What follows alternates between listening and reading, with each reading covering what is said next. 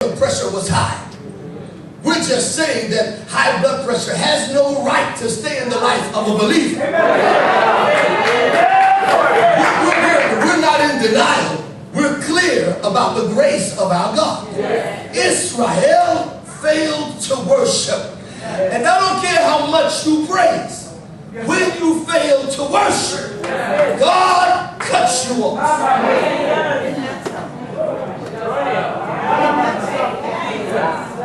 Praise is a thank you. I would but think, because of the nature of your pastor, that when this exercise is over, before I exit and jump in my little buggy and go on back to my little house with my name on the mailbox so they didn't let me pay the rent there, I got a feeling that he's going to say, thank you for coming.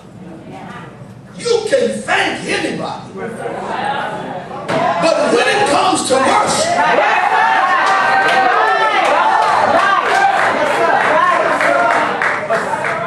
there's a penalty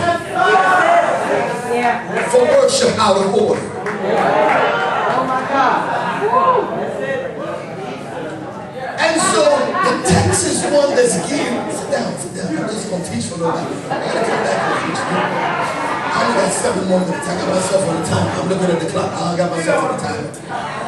It's 5 out the land already. Okay, I already know. Preachers know how to find everything. Okay? Make that 5. Got 5 more minutes. That's it. That's all. When in fact, God has called you to worship, you can do this with folk, and you can do it when they walk away. Worship is not predicated upon how you feel.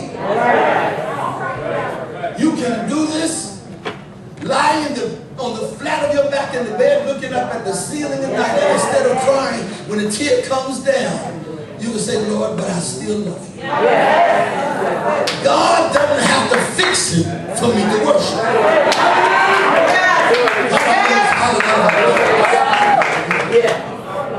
And so what's happened is that we have become very, and I'm not knocking.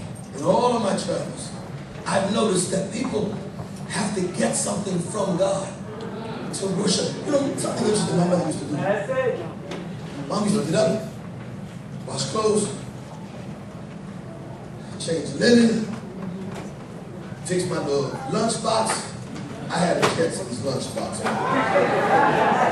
Y'all be laughing at the Jetsons because some of y'all got they little talk. You got their little phones and all like that. George Jetson had all that for y'all. Some of y'all got a treadmill. George Jetson walked his dog on a treadmill. Before y'all be laughing at my lunchbox, let's don't get this twisted, okay? Me and Mr. Jetson had y'all beat. My mama would get up and pack my lunchbox and put my thermos up in the top.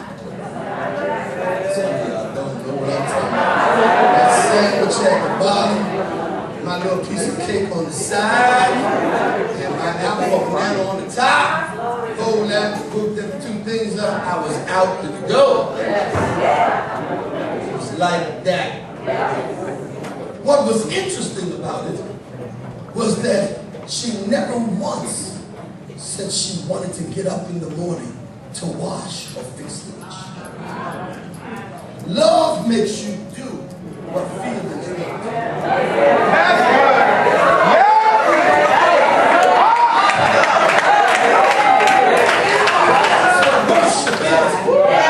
Worship will cause you to lift your hands when life says and so we get to the part of the text.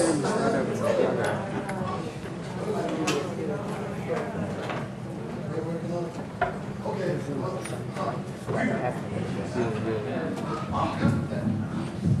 Old school.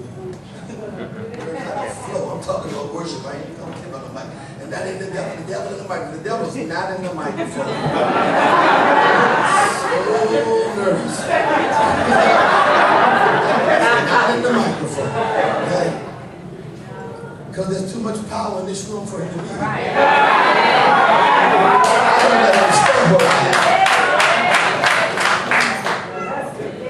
And so Israel has a problem. Much like this generation. We don't want to admit that our parents, as much as we love them, did not in fact fulfill all that God had in them. The moment Dr. King and others brought us to a place that we thought was milk and honey, and we got new money. Some of y'all didn't know where Bowie was. Jim Bowie, you had a Bowie knife. We wasn't always out here. And now that we live in what we think is the suburbs of our mind, we've forgotten the price that was paid. Stay with me. And so this generation is now driving nice cars, living with nice zip codes, but their worship.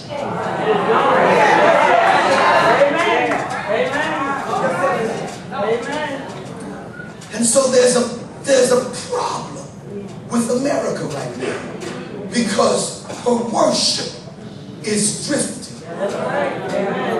And in my conclusion of the message, I come to tell you and to charge this house that your praise is wonderful and don't give it up. Always thank God for what he's done. But if you seek anything, learn to seek his face and not his hand. For you see that he went through 10 plagues in Egypt. The plagues of the frog, the plagues of the lice, the plagues of the cattle. Let me tell you what. The plagues of the frogs. Each plague represented a god that the Egyptians worshipped. They had 10 major gods. And God sent a plague for each one to say that I'll whoop your gods on a bad day. I'm God. I'm more God than any of your gods can ever be. And he sent the plague to whoop each one of them. I ain't got time to preach them in here, but don't y'all holler. He sent the plague to whoop each one of their gods. And each time there was a plague, he protected his people. Even when he sent a plague of darkness, darkness was on one side of Israel, but right across the street, the light was on the other side.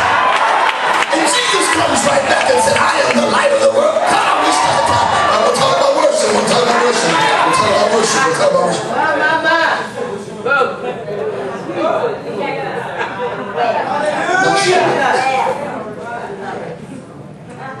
And at the end of all of that, all of the miracles,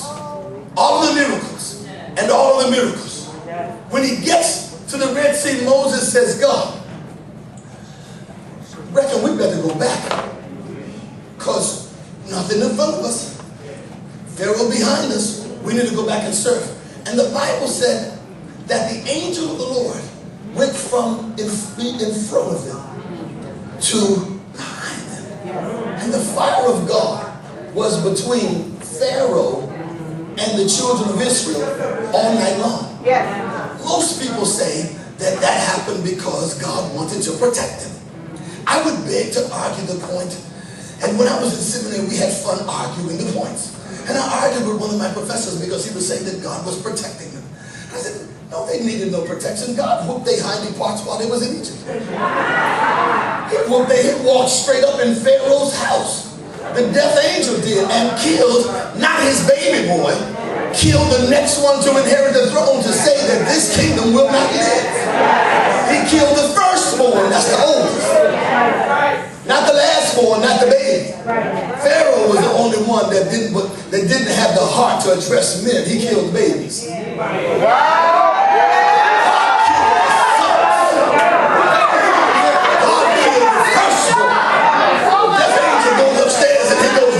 And that angel's instruction was no, go over here and kill the oldest son.